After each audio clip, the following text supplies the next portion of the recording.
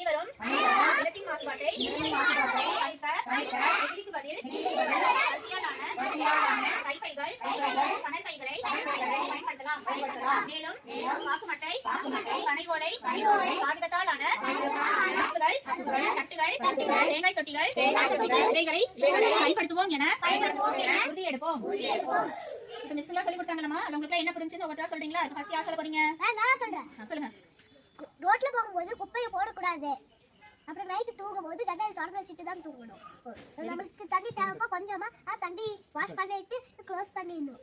தண்ணியில குப்பையெல்லாம் போடக்கூடாது. என்னென்ன வியாதிகள் வருதுன்னா நம்மளுக்கு பாருங்க மூச்சு திணறல் வருது, அப்புறம் தலைவலி வருது, அதுக்கப்புறம் வாந்தி இந்த மாதிரி போன்ற உபாதைகள் நமக்கு வருது. அது இல்லாம காச நோய் சொல்ற ஒரு சுவாச நோயே கொஞ்சம் பயங்கரமானது. காச நோய்ங்கிற வியாதிகளும் வருது. நல்ல காத்து எது தருது தெரியுமா? மரங்களும் செடிகளும். Water. We should not throw on plastic and carry bag in water. Thank you. Let's speak about land pollution.